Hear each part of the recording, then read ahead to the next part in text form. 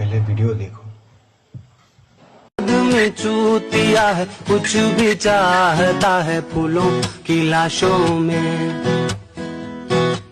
जिंदा है तो आसमान में उड़ने की जिद। नहीं, कैसे कैसे लोग किस किस पर कैसे कैसी श्रद्धा कर रहे हैं। चरणामृत किसका पी रहे हो भाई यार? चरणामृत भगवान का पीना चाहिए या फिर किसी आत्म साक्षात्कार व्यक्ति का चरणामृत पी सकते हैं, क्योंकि उसके गुण वैसे हैं। वह साक्षात भगवान का स्वरूप है। भगवान को उसने जाना है, अपने आप को उसने जाना है। इस मानव शरीर से परे जाकर जो चेतना है उसमें स्थित होकर वह आया है, और उसकी शिक्षा के लिए आप उसका चरणामृत पी सकते हैं।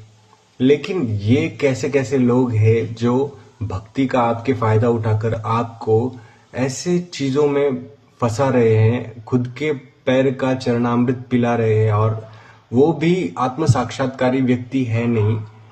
देखिए, आत्म साक्षात्कारी व्यक्ति जो होता है उसके चरणामृत में विद्युत प्रवाह होता है, आप उसे बिल्कुल पी सकते हैं। लेकिन ऐसे असाक्षात्कारी अनात्म साक्षात्कारी पुरुष जो है वो खुद के अहंकार के पोषण के लिए आपको अपना चरणामृत पिला रहे हैं। आप लोगों को इतना भी ज्ञान नहीं है कि आप कितना बड़ा पाखंड कर रहे हो या फिर आप कितना बड़ा पाप कर रहे हो किसी के भी पैर का पानी पीकर।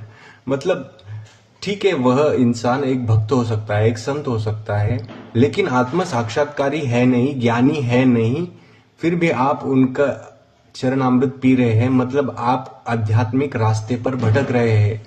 आप अपना समर्पण दिखा रहे हैं पर योग्य जगह पर समर्पण नहीं दिखा रहे। कोई व्यक्ति आपकी भक्ति का शोषण कर रहा है, इस चीज की आपको जानकारी होनी चाहिए, ज्ञान होना चाहिए। देखिए, आप भक्त जरूर है, लेकिन आप किसी का चरणामृत ऐसे ही नहीं पी सकते। अगर आप वही काम कर रहे हो तो मुझे नहीं लगता है कि आप भक्ति मार्ग पर या आत्म साक्षात्कार के मार्ग पर या आप अपने इष्ट के प्रति आप 100% खरे उतरेंगे, क्योंकि आप बिल्कुल भटक रहे हो। चरणामृत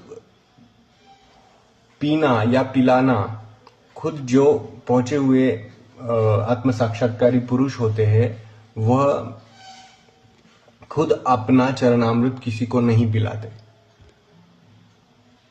अब बिल्कुल आप एक छोटी सी बात सोचिए। आप अपने माना कि भक्ति पागल होती है, लेकिन इतनी पागल नहीं होती कि अपना स्वयं का बोध हम भूल जाए और किसी अबोधी व्यक्ति के चरणामृत को पानी अमृत समझकर पी ले। ये बिल्कुल गलत है, ऐसा नहीं होना चाहिए।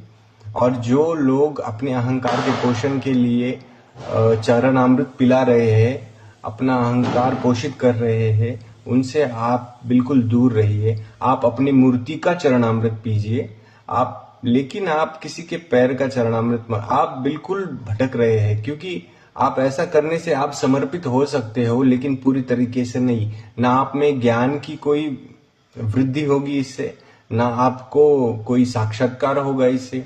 आप बिल्कुल भटक रहे हो। आप, अगर मैं कहूं कि आपके जैसा ही कोई व्यक्ति है, जैसे आप हो, उसका आप अपने दोस्त के पैर का पानी पीजिए, आप नहीं पिएंगे, क्योंकि आप और वो दोनों एक ही जगह पर, दोनों एक ही लेवल में आते हो। आप भी इंसान हो, वो भी इंसान है। लेकिन यही बात अगर आप किसी अन आत्म साक्षात्कारी व्यक्ति के पास जाकर उसका चरणामृत पी रहे हो, तो ये भी बिल्कुल वैसा ही है जैसा आप अपने दोस्त के चरणामृत को स्वीकार नहीं कर रहे हो। लेकिन अनात्म साक्षात्कारी जो संत नहीं बोल सकते अपन उसको, जो पुरुष है उसका चरणामृत पी रहे हो, क्योंकि वो केवल दिखावा कर रहा है अपनी भक्ति का।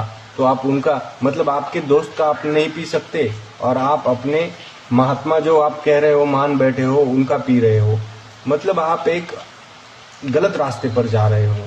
चरणामृत भगवान के चरणों का पिया जाता है। जो आत्म साक्षात्कारी व्यक्ति है उनको समर्पण के भाव से पिया जाता है।